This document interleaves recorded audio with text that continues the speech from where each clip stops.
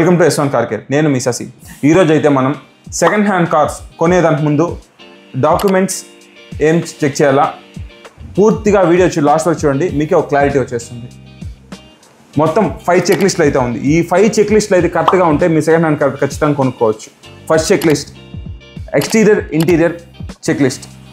దాని interior exterior check లిస్ట్లో మీరు ఫస్ట్ చేయాల్సింది పని, ఎక్కడైనా డెంట్స్ ఉన్నాయా, ఎక్కడైనా రీపెయింట్ చేస్తున్నారా, ఎక్కడెక్కడ రస్ట్ పట్టేసింది, ఇవి చెక్ చేసుకోవాలా. ఇంటీరియర్కి అయితే ఎక్కడెక్కడ ఫేడ్ అయింది, సీట్ కవర్స్ ఎలా ఉంది, ప్రాపర్గా ఉందా లేదా, అరోమా ఎలా ఉంది, ఇవి ఫస్ట్ బేసిక్ చెక్ లిస్ట్. ఇది checklist number 2 documentation verification చేసుకోవాలా. ఎవరి పేరు మీద ఉంది, వాళ్ళ పేరు మీద ఈఎంఐస్ ఏమైనా ఉందా, లేదంటే ఏదైనా బ్యాంక్ లోన్స్ తీసుకున్నారా కారు పైన.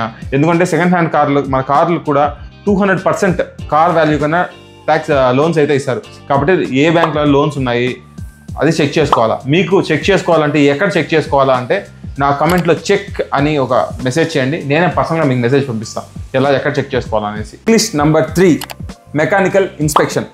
ఎవరైనా మీకు తెలిసిన పర్ఫెక్ట్ మెకానిక్ నుండి పిలుచుకెళ్ళి తనకి దాని దగ్గర చూపించండి. క్లచ్ ప్రాపర్గా ఉందా లేదా, బ్రేక్స్ ప్రాపర్గా ఉందా లేదా, ఇంజన్ ప్రాపర్గా ఉందా లేదా, టైర్స్ ప్రాపర్గా ఉందా లేదా, మెకానిక్కి తెలుస్తుంది ఆ ఇంజన్ ప్రాపర్గా ఉందా లేదా అనేసి. చెక్ లిస్ట్ నెంబర్ 4 ఆ మెకానిక్తో పాటు ఒక టెస్ట్ డ్రైవ్కి వెళ్ళండి. టెస్ట్ డ్రైవ్కి వెళ్ళి స్టీరింగ్ ప్రాపర్గా ఉందా లేదా, క్లచెస్ బాగా పడతా ఉందా లేదా, గేర్లు బాగా పడతా ఉందా లేదా, రివర్స్ గేర్ బాగా పడతా ఉందా లేదా, నాయిస్.